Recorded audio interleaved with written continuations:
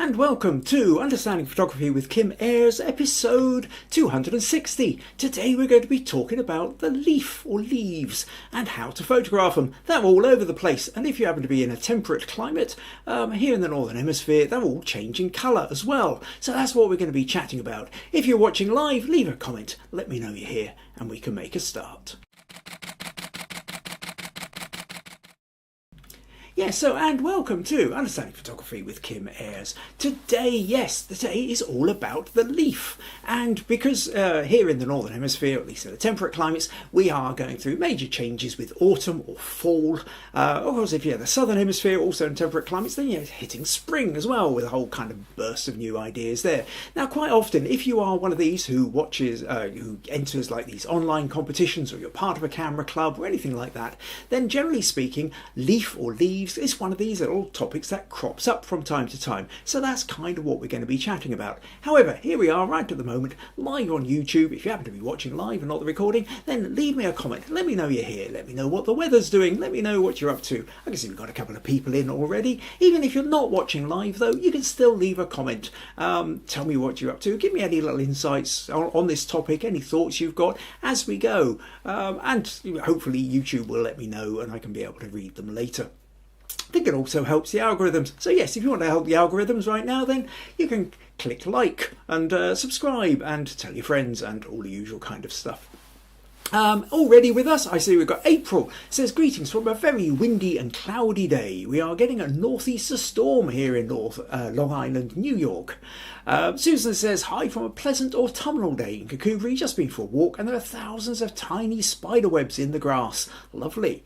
Nadia says, hi from a cold but sunny Fife. Janet joins us from a warm Mississauga in Canada. And Robert says, happy Sunday from a mild and sunny morning in North Texas. And for anyone who's interested, here in Castle Douglas in southwest Scotland, which is just along the road from Susan, I think Susan's getting more of a pleasant autumnal day than we are. It's just kind of grey, overcast. It was a bit drizzly and kind of a bit of smur earlier on. Don't seem to be getting the sunshine that the weather forecast promised us. So it might just be happening down on the coast there for Susan. Quick update on the smug points while I think about it before we do anything else. So there's smug points for anybody who's wondering what on earth I'm talking about. Is you get smug points for your interaction and contribution to these podcasts. So if you happen to be watching live right now and you leave a comment and let me know that you're here watching live, you get 5 smug points just for that. Also, in a couple of weeks' time, I'm going to be setting a leaves challenge. So, by setting that actually at the end of this podcast. So I'll tell you more about that at the end. But in essence, if you join a challenge, you get 10 smug points for that. If you stick a photo in for critique or feedback, then you get a bonus 25 smug points. So there are various ways you can accumulate them. Now, last month in September, the accumulated smug points winner was Meg. And so Meg got to choose the next topic for October and the challenge. And that's why we're doing leaves. We had a little chat. She wasn't sure quite what to do. And then thought about the fact that it's autumn and it's change and all the rest of it. And we thought, well, okay, what about leaves? There's so many different ways of interpreting this idea. So basically, Meg's topic was leaves. And that's why we're talking about it this month.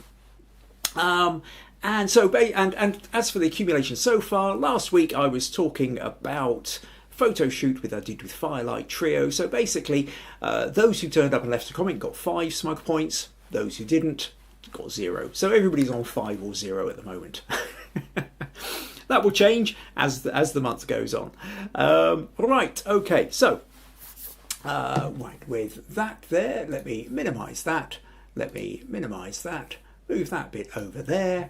Come over here and right, so let me do that and that and that, and I think I'm probably just about ready to kind of get onto the main bit. So what we're talking about today then is this notion of the humble leaf or the accumulated leaves. They are all over the place, literally growing on trees. But what different ways can we photograph them? Now, interestingly for me, the other day, I thought, well, in preparation for this podcast, I thought, well, I've got some collection. I've got some pictures of leaves in my folders, and I've been pulling them out. But I thought, well, okay, let's just go and see if there's a few more kicking about. And I just out for my walk, took my phone, and got my phone on me as always. And as I started walking, I was getting into the walk, and I thought, not really seeing anything of interest. Yes, bits are turning colour, leaves, some of them are going brown, some of them have come off and are on the ground, but I wasn't really seeing anything that was catching my eye. And part of it was because I wasn't tuned in. As I kept going with the walk, after about 5-10 minutes, I then noticed something which did look a bit more interesting. I thought, I quite like that. There's a little kind of brown patch in a green hedge there. And I sort of went over and took a photo. I didn't get anything really interesting out of it, but it sort of got my brain going. And then a little while later, I saw some leaves floating in a puddle. And I thought, oh, that's quite interesting as well. And before I knew it, I was then seeing opportunities absolutely everywhere. And my 25-minute walk ended up taking about an hour and 25 minutes because I kept stopping with my phone every 10 yards or so to take another photo. And I think this is the really kind of interesting bit. When we've got our phones particularly, is, as I've talked before, I use this as for practice. You know, I mean, I'm a professional photographer, but I only take photos when I'm being paid for it in a professional situation. If you're a professional musician, you need to practice in between gigs, and so you practice, you play scales. If you are an artist, you know, if you draw representational art, perhaps you're doing thumbnail sketches. This notion of the kind of keeping your hand-eye mind coordination going, growing, developing constantly. And so I'm always out using my phone, looking for opportunities. Every single time I go out for a walk, I just see if I can find something to photograph. What can I find interesting in this spot? And actually what very often happens is you start off with this notion of not really seeing anything that much of interest. And then you notice something, and then by the act of doing, you start to tune into it, and then quite quickly, suddenly opportunities present themselves everywhere. But you've got to overcome that initial inertia, that initial bit where your brain hasn't quite tuned into what you're looking for yet. But once you do, then suddenly the world explodes in opportunities. But it's that notion that you've got to kind of force yourself to do it to get going that I thought was quite interesting. Meg's joined us and says, hi everyone. Susan's saying, hi Meg, great idea for the next challenge. April says, we do not have much colour yet. The next 2.5 weeks should be peak. Very late this year with the leaves. Okay, that's kind of interesting. Yeah, generally speaking, I tend to think of northern half of North America, especially up in New England and into Canada, as really being when it's exploding in colour by the time you get into October. So, with all that in mind, there's this notion of the leaf or leaves, and like I said earlier, we often get you'll see online competitions for leaves, trees, autumnal change, fall, these kind of things. So what different ways can you approach it? So that's what this podcast is about. Today we're going to be talking about multiple different ways of looking at interpreting the idea of and how you can approach this notion of photographing a leaf or leaves in plural, or a landscape with leaves in them. And then at the end of the podcast, I'll be setting a challenge for a couple of weeks' time. April's saying yes, being very warm and dry, it affects the leaves. Yeah, absolutely. Seasonal changes are definitely things are. We're still getting brambles, blackberries out of that. I must admit that the taste is past, but the idea that they're still growing on the briars this time of year is quite surprising. Okay, what we're going to do then is the great thing about leaf then. Let me do that and click over to here. This is spring leaf. Okay, this is the thing about the idea of leaves. Is pretty much it doesn't matter where in the world you are, what season you're in, that there's leaves about. Now, I'm primarily going to be talking about leaves on trees, but it doesn't have to be. Leaves on pretty much any kind of plants. And if, like Vijay, you're in Chennai or in a more kind of tropical zone, or one of these where it's wet season, dry season, rather than autumn, winter, summer kind of thing, then there will be plenty of other opportunities to look for leaves. But in this case, I mean, this is spring leaf, okay? So this photo was taken just a little bit earlier in the year. So here you've got the beech leaves they've just emerged. They're still slightly floppy, still slightly almost sort of damp kind of thing. They haven't crisped up yet. They haven't kind of ripened in a way. And a little bit of sunlight in the background coming through. You can sort of see and feel the softness. Then you come through to kind of summer leaves. And, when you're into the heart of the summer and the leaves are kind of strong, sturdy, bright green. Again, this notion, shooting against the sky, blue sky here, sun on it, different kind of sense of what's going on. Then, of course, we move into autumn, like now. And autumn leaves. Here we've got an oak tree. And we get these sort of beautiful, the colours as they run from the green through the yellows to the browns. And then you've got winter as well. You get another set of oak leaves here on a broken branch that's come down, covered in bits of frost as well. So, the leaves are now completely brown and dead, but there's this beautiful frost covering which is creating these little highlights on some of the veins and the tips. What have we got here? Another comment here. Oh, Nick joins us, says, "Hi Kim, finally got on the chat after a few technical issues. Great to join in again." Welcome back, Nick. Good to have you. So this idea then that essentially leaves are an option for all seasons. So while I'm concentrating a notion on trees and autumn/fall at the moment, because that's kind of what's dominating, the leaf challenge that I'm going to be setting doesn't have to be specifically for this time of year. If you are in a different time of year, or to be honest, if you really don't have time to go out and take anything and you need to raid your archives, but you find some really interesting spring leaves or leaves from other kinds of plants, then that's okay. The key thing about all this is what you're looking for is how to make a photo look interesting, how to make it absorbing. What's the narrative? What's the story? What's the light? What's the form? What's the colour? All these kind of things. How are you approaching this notion of the leaf? So let's kind of move on. So this idea then of how you might go about photographing leaves, and couple of examples we've already seen, but let's show you another one here, which is, so here's a cherry tree with autumn leaves and shooting against the sky. I wanted to mention this idea because it's very, and again, certainly if you've got your phone or whatever and you can kind of lean up or stick your hands, depending on how high the tree is, obviously. But what we're trying to do, the advantage of shooting, especially sun here, what we've got is we've got the sun actually literally behind these leaves here are just blocking the sun. And what it's allowing is not just the leaf, but the shadows of other leaves, and even the shadows where the leaf is curled up here is kind of creating an internal shadow with little bits of light. So backlight, remember we've talked many times about that notion of backlight as being the photographer's secret weapon as such. Backlight always makes things just that little bit more magical, and it really helps to separate out the subject from the background as well.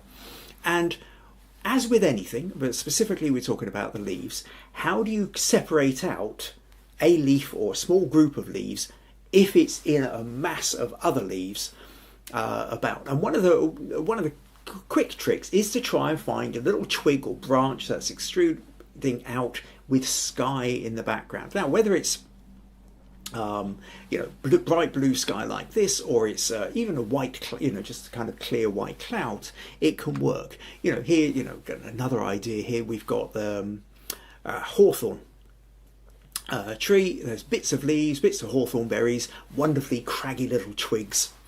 And again, this one was actually just taken while I was out just the other day with my phone walking along.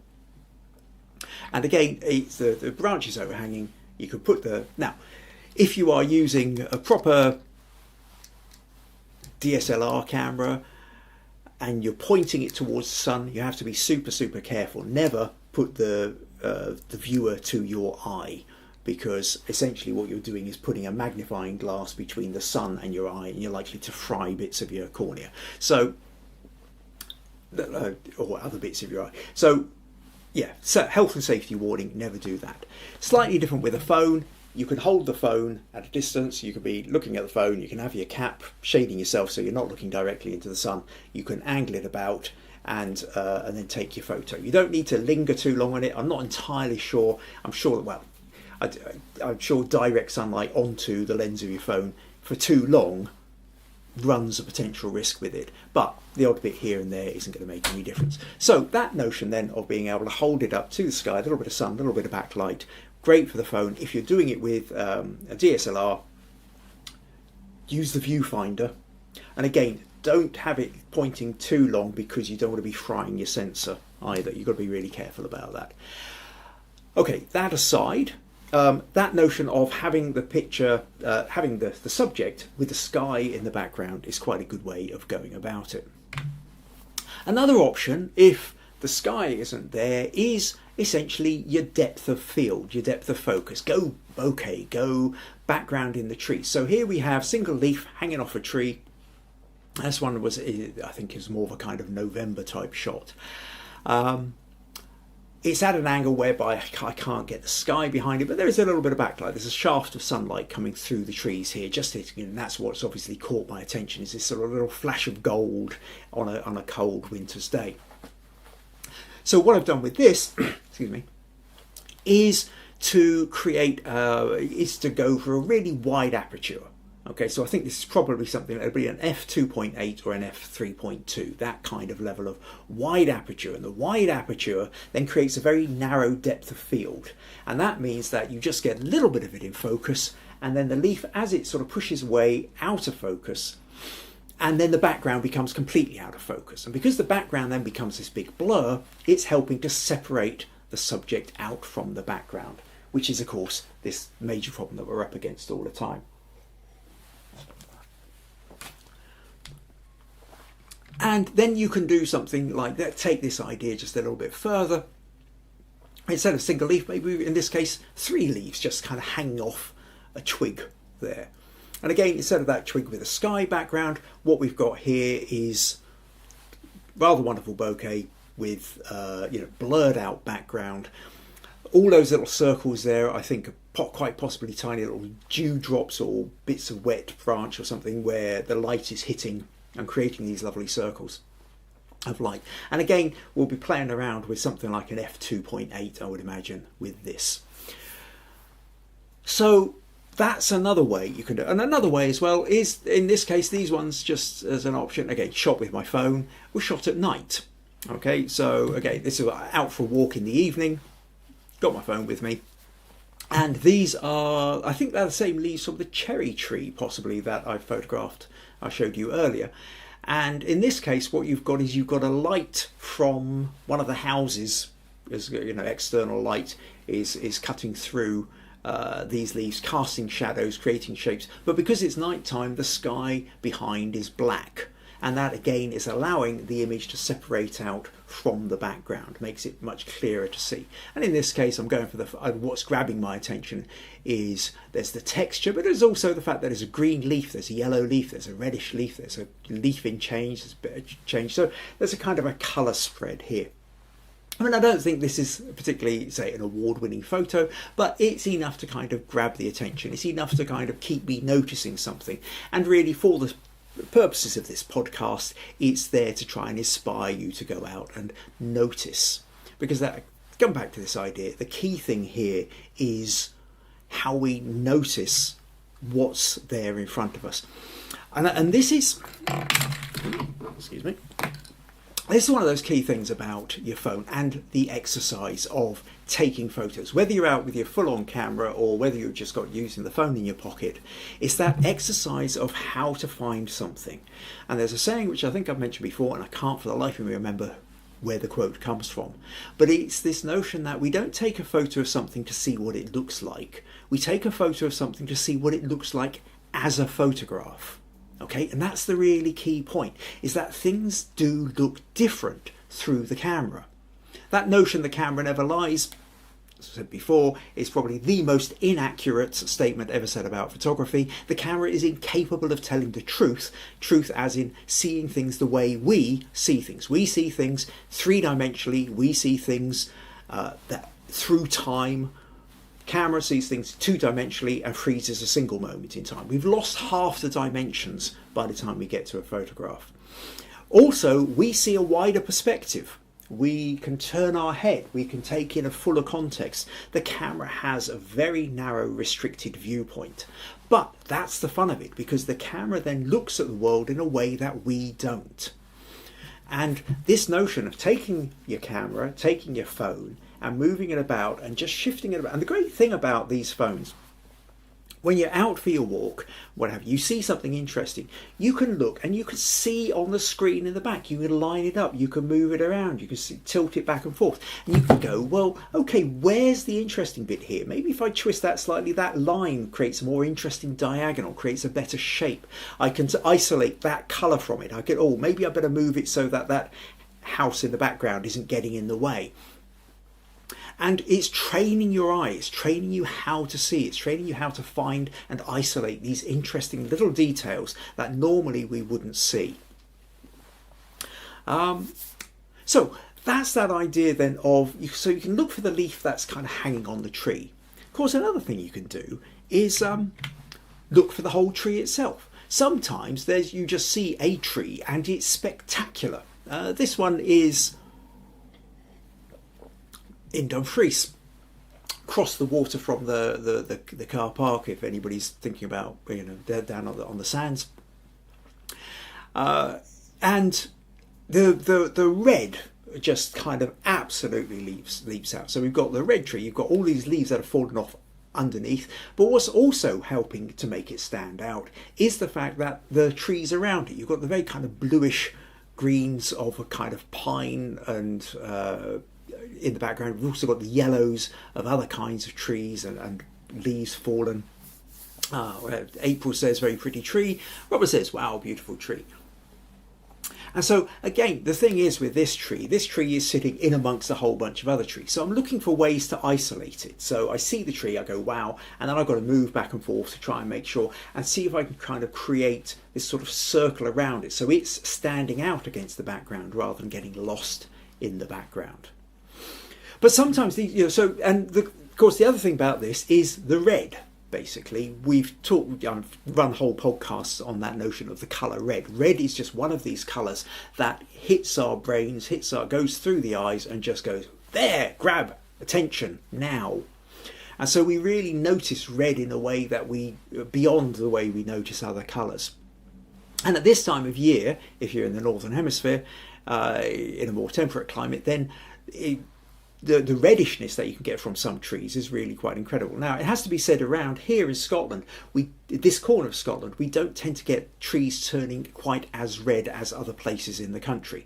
A lot of the trees will tend to go from green to yellow to brown and kind of skip the red part. Now, there are certain trees, acers, for example, you always get a beautiful red with an acer, but by and large, the general mass of deciduous trees isn't turning red, unlike in Canada or New England in the USA, where of course you get the maples and you get this massive sea of red. And of course it's no coincidence that the Canadian flag is a red maple leaf, because there you're not just talking about a single tree, you are talking about thousands of square miles that turn bright red.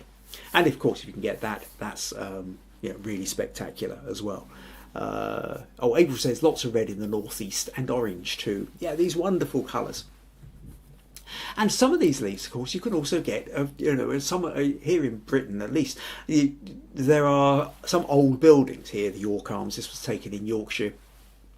Suddenly I can't remember for the life of me which town it was, but we were sort of driving through and then we were kind of heading off into some little back roads. And this little village has a pub, and the pub then has got now it's not ivy. I always tend to think of it as ivy, but it's something else. And for the life of me, right at the moment, I can't remember the name of the plant.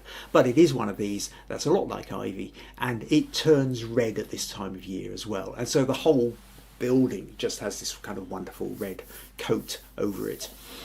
Nadia says, I was in the Explorer's Garden in Pitlochry yesterday and I spotted leaves that had backlight which caught my eye. Phone screen was blocked out by the sun capturing out by the sun capturing was hit and miss. Yeah, it can be, and I think sometimes that notion then, Nadia, of when you are trying to, you see the leaves, you see the backlight, but when you point the camera at it or your phone, the sun is coming in and then it just kind of whites everything out. It is one of those things where you kind of move around, and generally speaking, I found the best way to get around that is either like those cherry leaves that I showed you earlier, where you actually use the leaves themselves to block the sun, or sometimes if you kind of step round and get into the shadow of the tree, of the main trunk, if that's possible. Stand in the shadow of the trunk so that the sun isn't directly hitting your camera or your phone. Then you can quite often, you're able to then still get the backlight, still see the leaves, but you've not got the sun actually hitting your lens directly. Those are the two best suggestions that I've got for that. Susan says Virginia Creeper on the puddles. That sounds about right, Virginia Creeper. Yes, I think that's the one. Thank you for that. Robert says, I saw a house in Scotland with that red ivory in 2017. Love the look. Yeah, you're right across the UK, you'll find, especially this time of year, you'll find a lot of houses or pubs or certain places, especially in old villages, that are like this. To be honest, I don't think it does your brickwork or your stonework much good. Some of these things can kind of get their way in, and whereas it looks really pretty, it's not that great for maintenance of your house, I think. Of course, another thing you can do is, if you've got that splash of red, is when you see that splash of red absolutely isolated. This one, again, just taken a couple of days ago when I went for my walk. So there's a driveway going up to this house. You're walking past on the street, and I noticed this tree here. You can see we've got the mossy driveway, and lots of leaves have already come down. But it's this tree here which just goes red. In the back there we can see other leaves that are turning yellow, what have you, but this bit is the bit that just grabs and screams at you. And so that other option then of looking for the colour difference, part of what we're doing with some forms of photography is about grabbing the eye. How are we separating it out? And we've talked already about the idea of separating out by having backlight, separating it out by having a more or less blank background, like a blue background or a white background, separating it out by having a narrow depth of field. But you can also separate out by colour. So in this case, because everything else is a sort of greeny yellow, the idea then that the red becomes isolated against that colour and so it just draws the attention. And then you kind of move left and right a little bit to try and see how the road is wiggling up and how you can kind of get it to, so that the road is sort of drawing your eye around here, but it's also kind of creating a little bit of a boundary. This tree here also starting to frame it, the branch coming out on the left here. So you're moving left and right and maybe up and down a little bit to try and see how you can best frame it within the composition. And that again, so it's back to that notion of the fun of using your phone just to kind of keep honing your skills wherever you find them, wherever you find the opportunity. So we go from there then into the notion of the landscape, leaves in a landscape. And in this case, there's loads of leaves falling on the ground, and we've even got kind of leaves right here in the very foreground here. But here, we've got this waterfall. It's misty.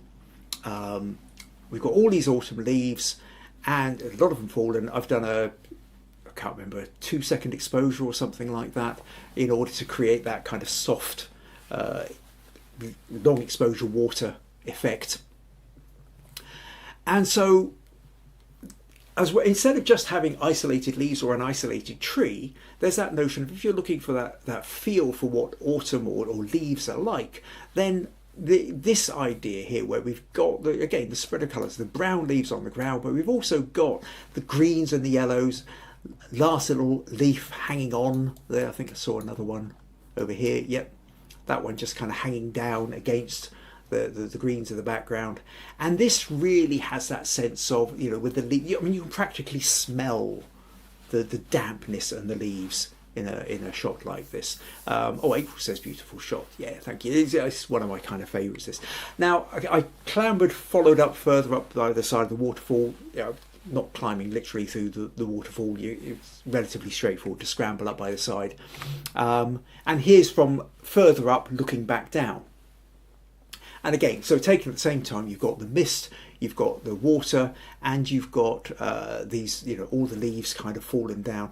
And in terms of going back to the topic of leaves, these photos fit quite nicely, or autumnal, or leaves in change, or something like that. They fit quite well, because without the notion of fallen leaves, without the notion of the real colour difference here, the fact that you've got green leaves, brown leaves, yellow leaves, without that, then it would be a different photo. The leaves are fundamentally what is helping to make this photo happen, and the last one as well. You don't necessarily have to be out at a waterfall. One of the things, this was, I was driving up to Ayres, I think, actually. It doesn't matter. I was driving on the road, pulled over into a little lay-by, noticed this road that was absolutely strewn with the leaves. So this little bit of back road here is more of a driveway in some ways. All the leaves are falling down, but there's not been enough traffic to go over it to clear the leaves. So you can kind of see, you can see a little bit of track where the odd car has been through it, but mostly it's it's a road covered in leaves. And again, we've got blue skies, we've got light coming through the side, we've got these lovely shadows coming across, but it's that notion of a kind of almost a saturation of all the leaves falling down. So you're looking for here's the same place, but turning around 180 degrees, looking back down that bit of road as well. So this notion of the leaves and the change, and making the most of the importance of the leaf in a landscape shot. So we've moved away from that notion of the individual leaf, or the leaf hanging on the tree, or even just a single tree, to a landscape of how that might look. And yes, to go back to that notion of, if you happen to be in Canada or New England or various other parts of Europe, and parts of Asia as well, then that notion of the landscape in seasonal change gives you loads of opportunities. If landscape photography is your, what particularly draws you. But there's that notion of landscape. When I was thinking about the roads, I then started thinking, well, actually, you can bring this back into the town as well, even if you're not one of those who sort of is able to head out into the countryside. A lot of urban areas will have some kind of avenue, some kind of road with the trees all, run down the length of it. And in this case, and this is just a few steps up from that place where I was looking up the driveway to that red tree that I just showed you now. So this is another one taken from my walk a couple of days ago. And I was just suddenly struck by the sense of that whole, the way they're all kind of, yellowing all right down the street, and you just get this kind of sea of it down here. Along with that was the way the light was coming through, and we were getting this kind of all these shadows falling across the road as it went as well. Meg says, I really like the reflections of the trees. I guess what you're probably meaning with that is the shadows of the trees. Yeah, must be the shadows. April says, very tranquil street. A fairly tranquil street. There is a car just at the end there. I was trying to minimise it. I was waiting there for a few minutes, trying to a few cars would go past. Yeah, I was trying to wait for a gap in. There wasn't a gap there long enough for me to, before I got bored, basically waiting for a gap. So I did end up with one where at least there was one car in, and I could hear another one coming up behind me. So yes, but if you can find an empty street with the leaves and the trees all kind of changing, but for that matter, depending on what's happening, April says that compared to where I live, it is. If you've got a busy street, if you can find a way to still make sure that it's the trees and the leaves on the trees that are dominating, you can still kind of get by with it with the cars as well. It's all about where your attention is getting drawn. If you're looking at the photo and your attention is getting drawn to the cars, then it's about the cars, it's not about the leaves. If your attention is getting drawn to the trees and the leaves, and the cars are just part of a kind of a background and a supporting role as such, then it will still work. But that's the judgment you've got to make in that situation. And that's, again, coming back to part of the challenge of the photography. The next thing you could do is actually, rather than looking up at the trees, is look down, because of course trees then shed their leaves and you can end up with these great big piles. Also, we'll say we can with our side streets, yes. Oh, Nicola says, hi April, sorry, just noticed your comment.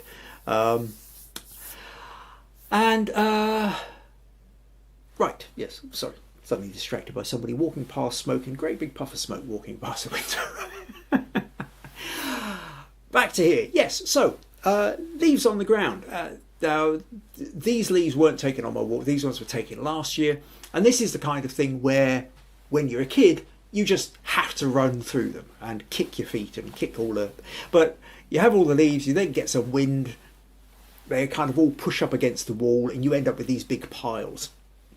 Now, in this case, what I've done then is I'm trying to use that notion of that kind of line of leaves. The leaves are all dead, but we're also using that notion of the perspective of the leading lines, of drawing you kind of all that triangular kind of sense. So we've got the mossy wall here, we've got the road. You can see this is the same street, like I said, just taken on a different day or different year, and slightly further down.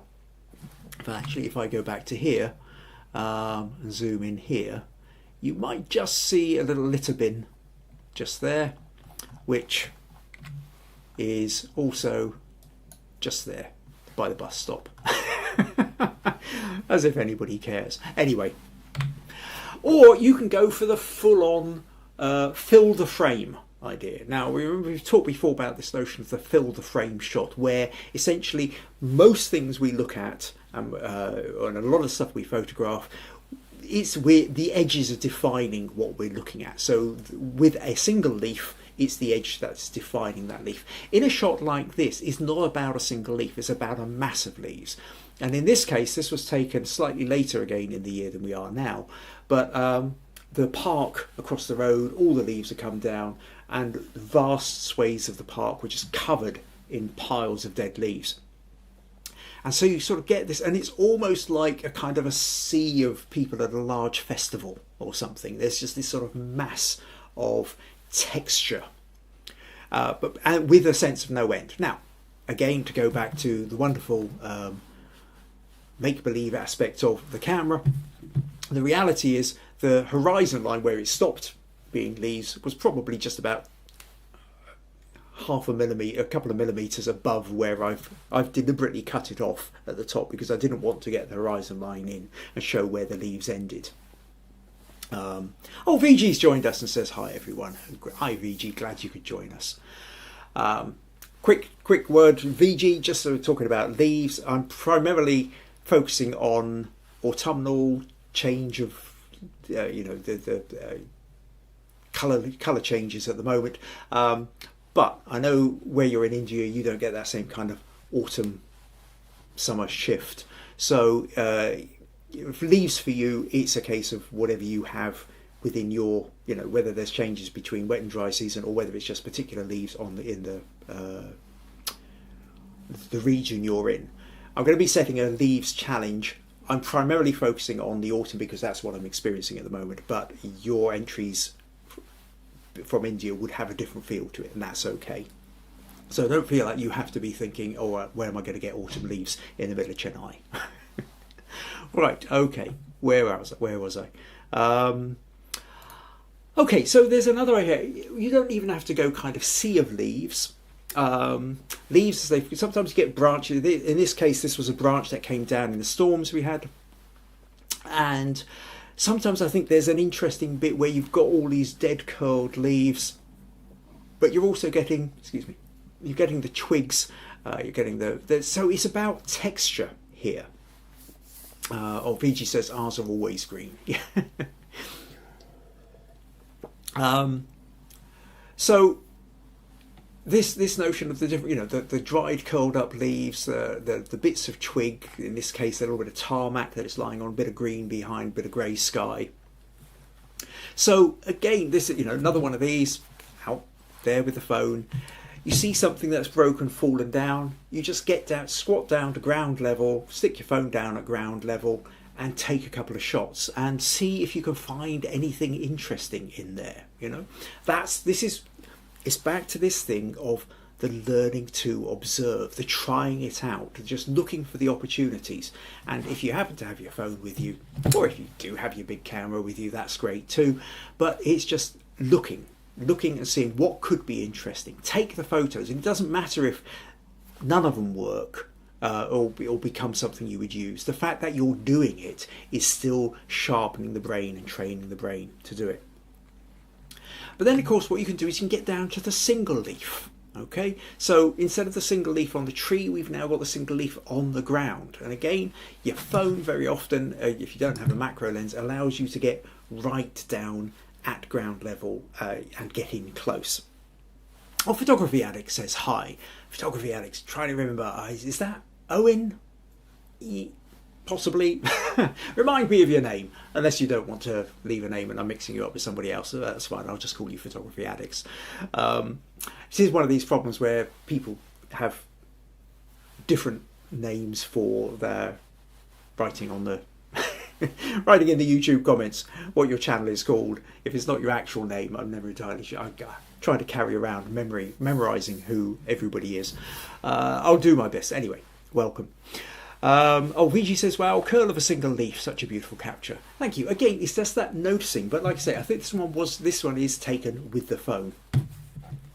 And of course, once you get down at this level, you can get to macro. The idea then talking about macro shots. And if you've got a macro lens, that's great. You can get in and you can play around. So this is just a single leaf. The single leaf is really small. It's Matthew, not Owen. Yeah, hi Matthew. Thanks for reminding me of that. So yeah, but there is, and just to remind those of you who maybe don't know this trick, if you've got your phone with you, the other thing is a jeweler's loupe.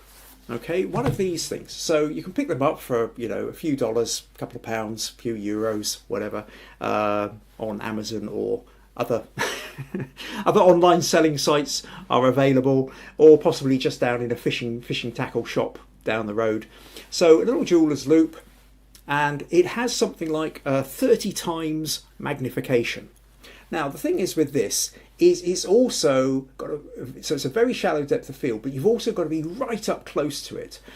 Now, it's no good being this far away. You end up literally this far away before it comes into focus. But the great thing about this is it fits over the lens on your phone, okay? Instantly transforming your phone into a super macro lens, 30 times magnification, okay? And so now it takes a little bit of kind of getting used to, of sort of sticking it over, holding the thumb on the back with one bit and trying to hold that and not get your thumb in the bit and all the rest of it. But by and large, once you get the hang of it, suddenly you find you can get access to wonderfully detailed macro shots without having to fork out $1,000 for a good macro lens for your DSLR, or having to fork out £2,000 for the latest iPhone with all the super gadgets.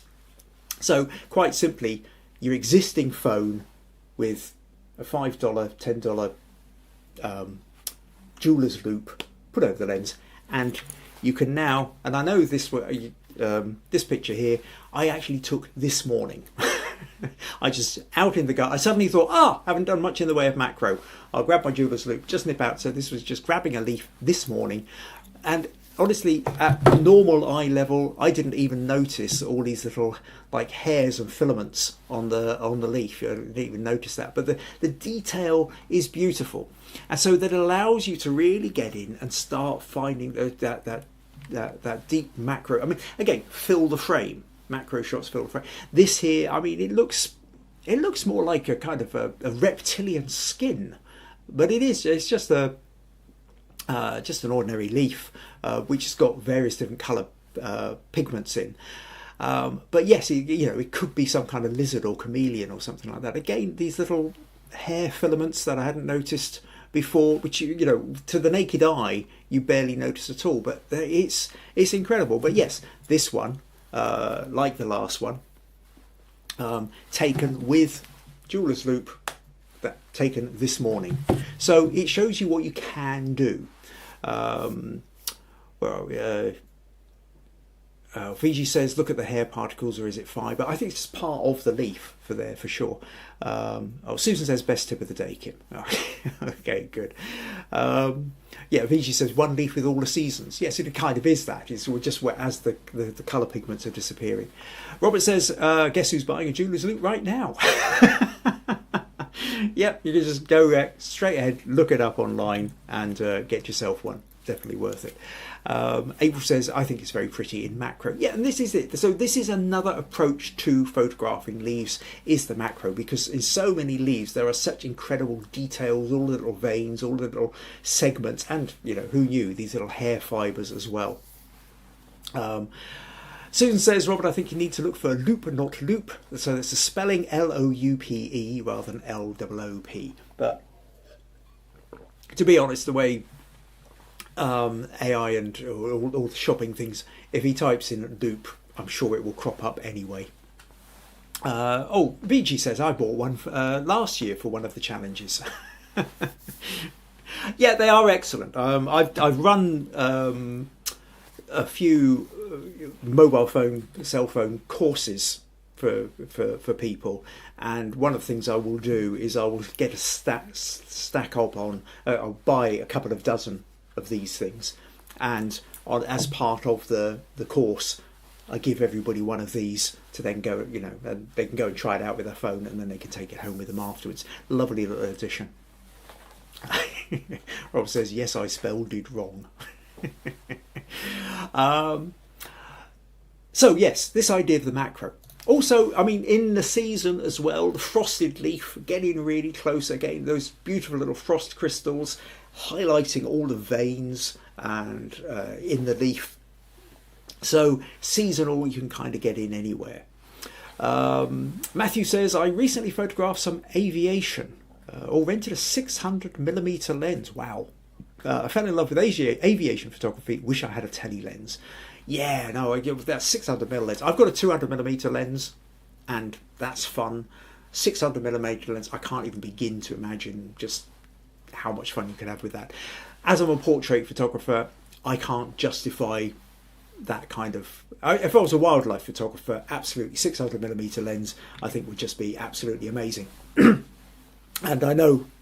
excuse me, I do know a couple of wildlife photographers, and that 600mm lens allows them to pick out the birds in the trees or the otter in the distance or whatever with amazing clarity, without having to get so close that you end up disturbing them.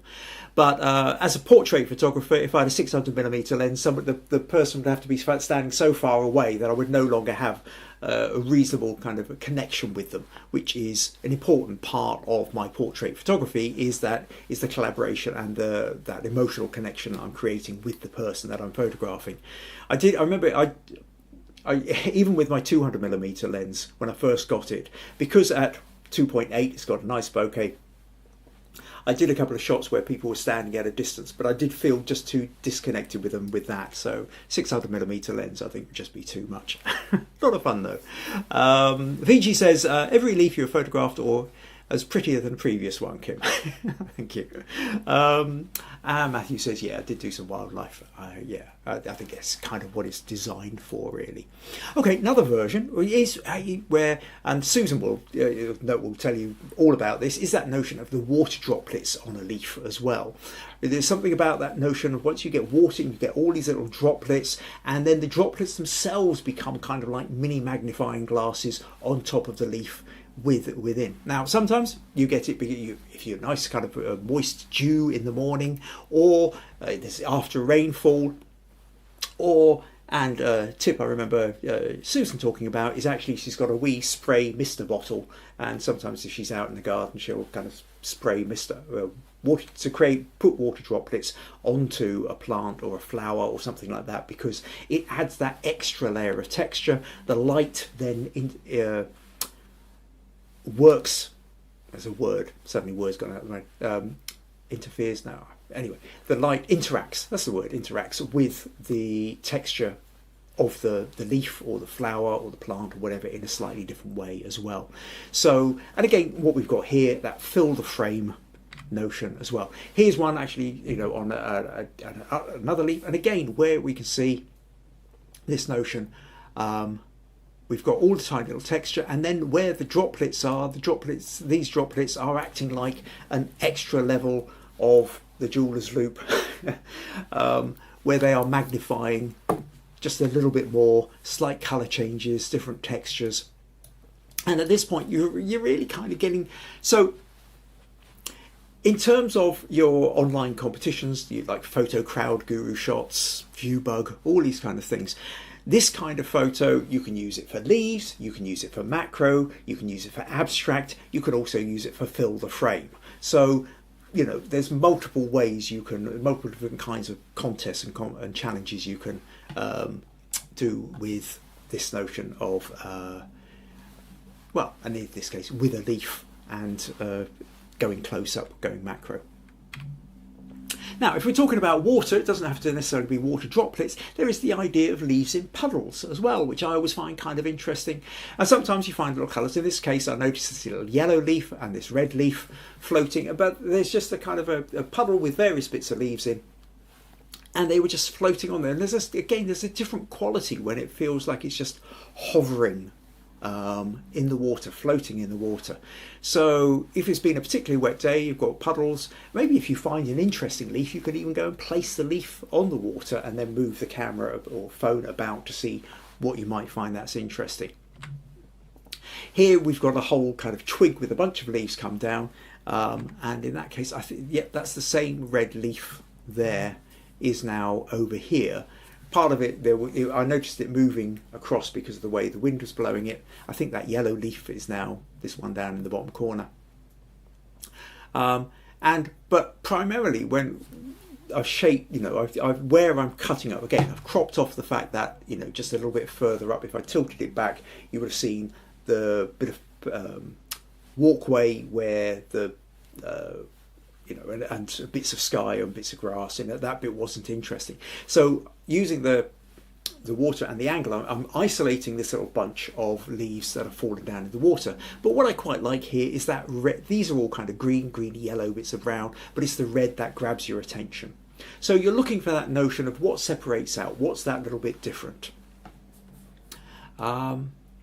Another way then, okay, let's move on to kind of a last little rush here now of other ways of interpreting leaves and bits of creativity. So here we've got a damselfly.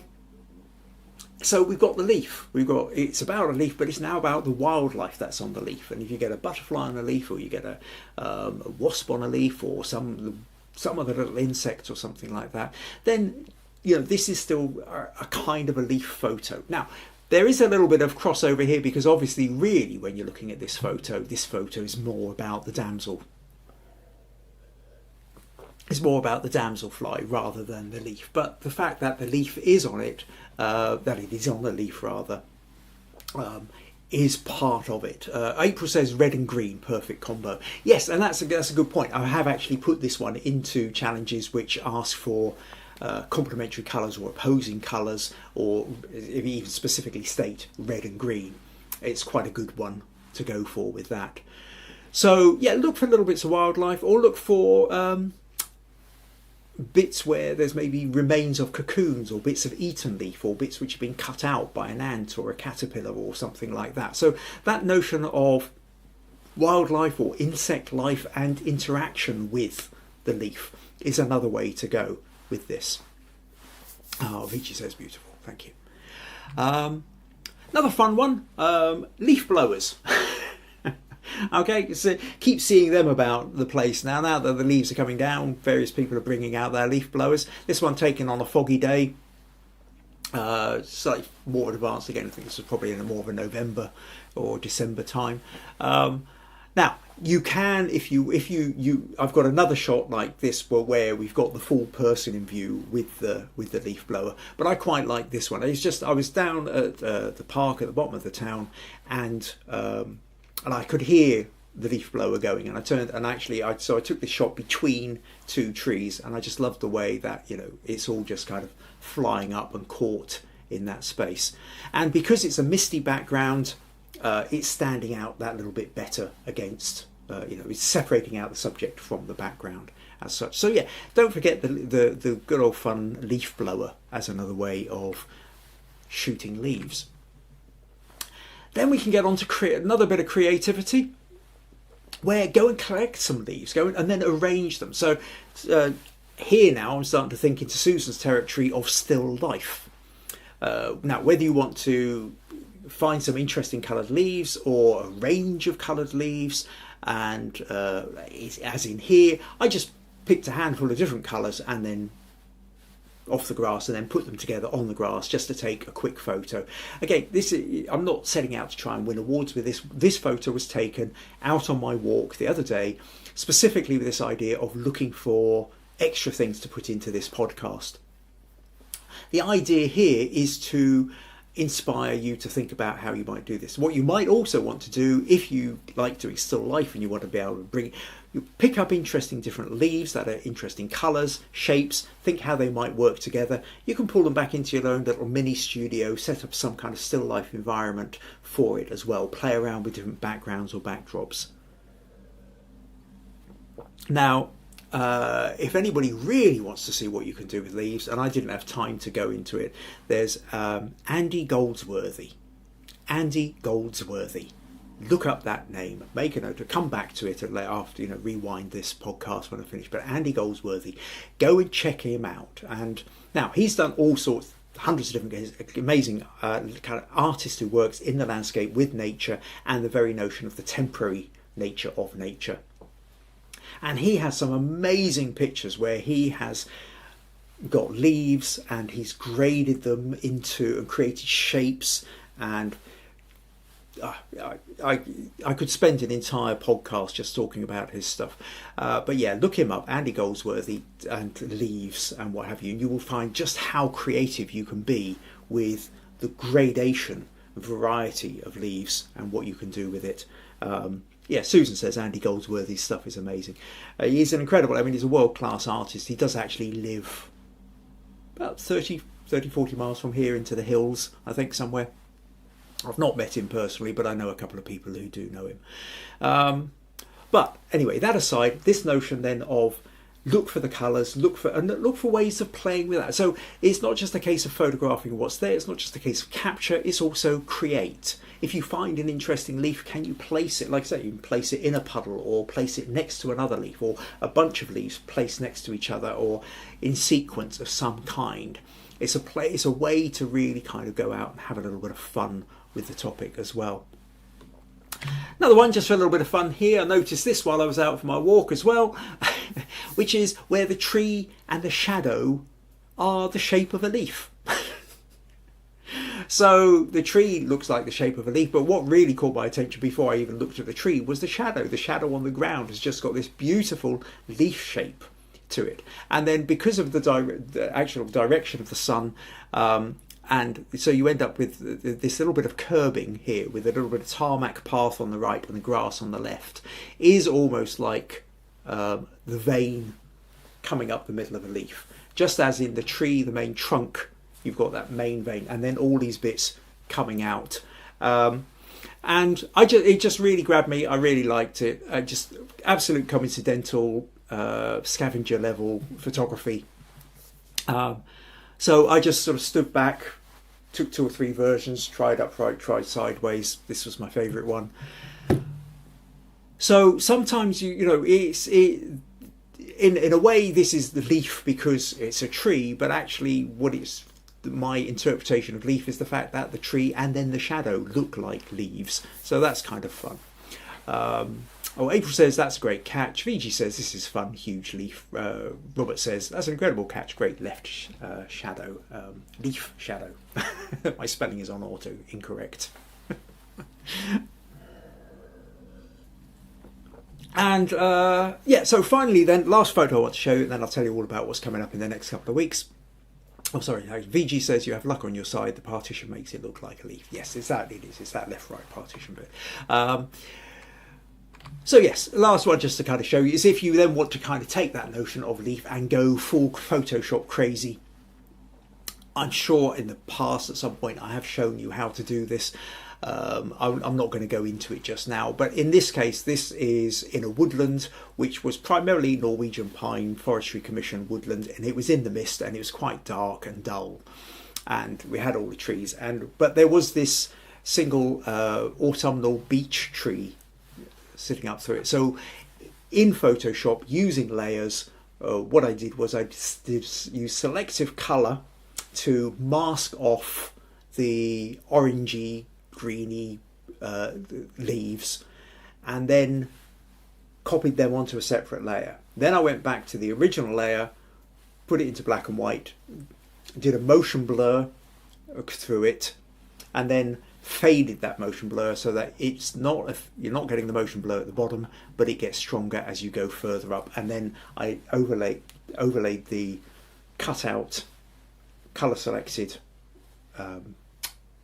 leaves back over the top, and it's quite an effective one, and it's scored well in a couple of photo crowd contests, this one. Susan says my favourite image, stunning. VG says, oh, my favourite is, I did try this trick after you taught us. Yeah, somewhere back in the archives, in the previous 259 episodes of Understanding Photography with Ayres, there is a bit on how to do this. So that's something else to play with. Yeah, Robert says that's a rare Kim Ayres selective colour. Yeah, it's true. I do tend to avoid selective colour, generally speaking, but every now and again.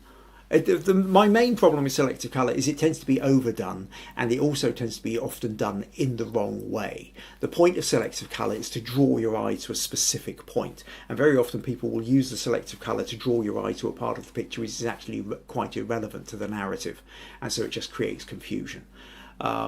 So by and large, I tend to avoid it, but occasionally it has its notion, has its place. So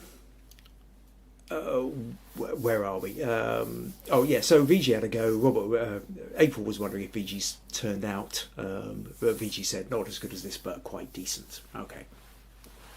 So there we go. Hopefully then that's giving you an idea of how you can approach the notion of leaf or leaves in terms of challenges and competitions that you might see online. So we've talked about the idea of different seasons.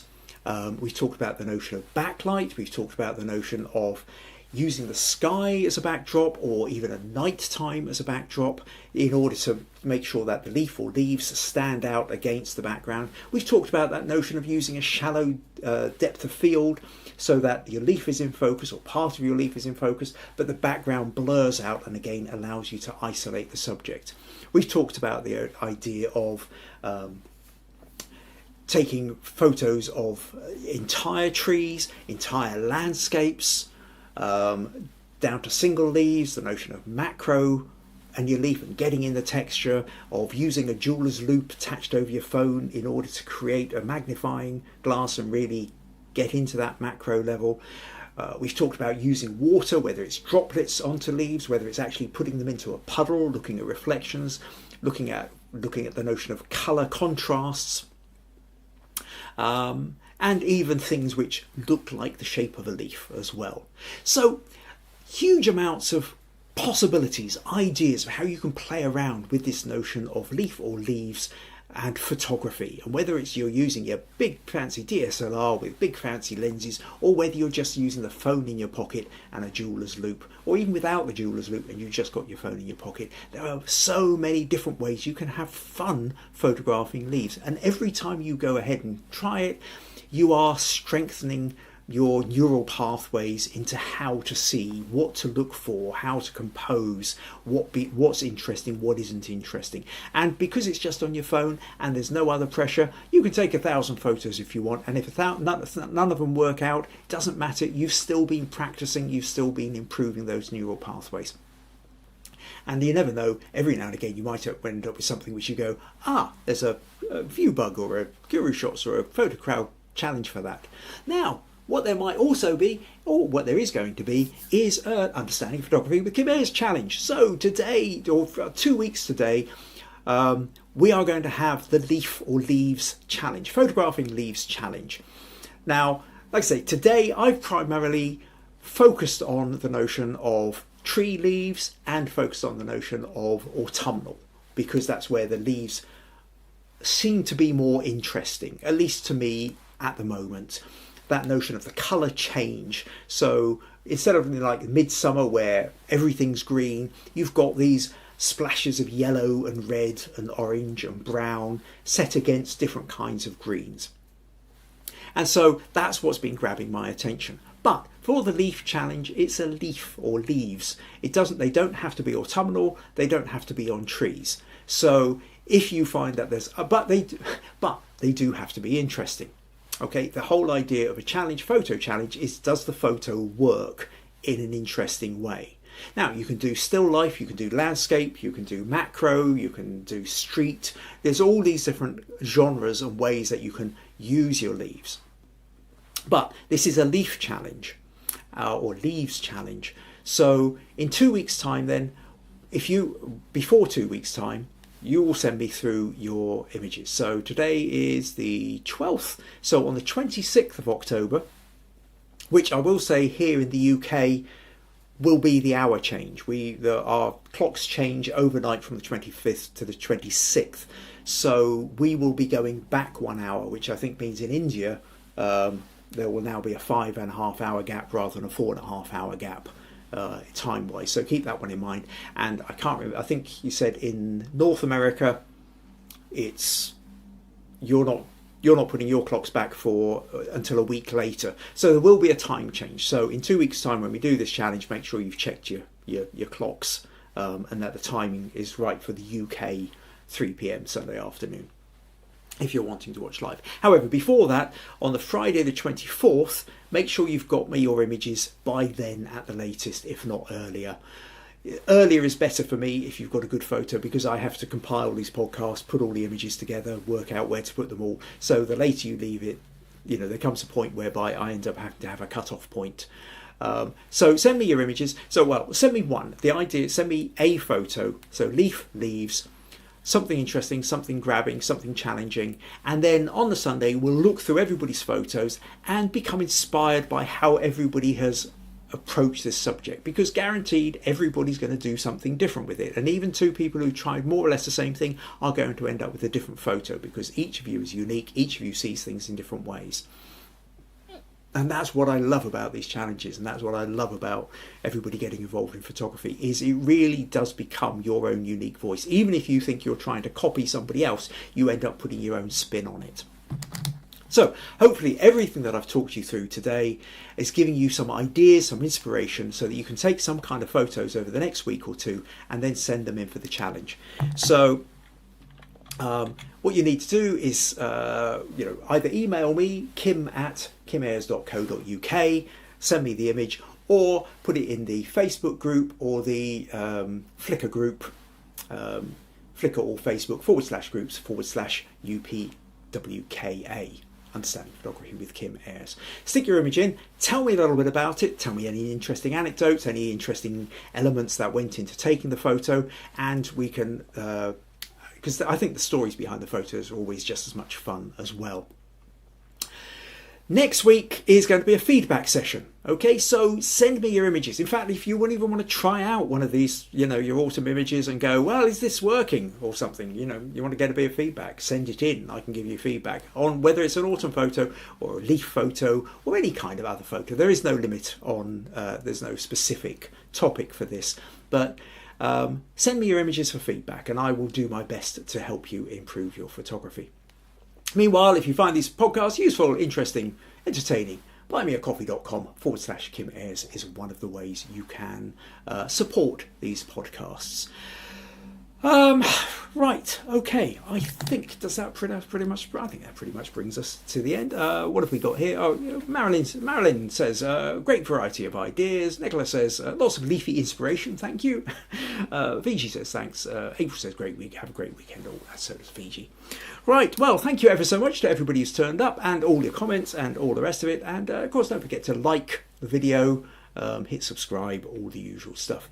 And where do I go? I do that one. And I look forward to seeing you all next week for the feedback session. Don't forget to send your images in for that. Take care. Bye-bye.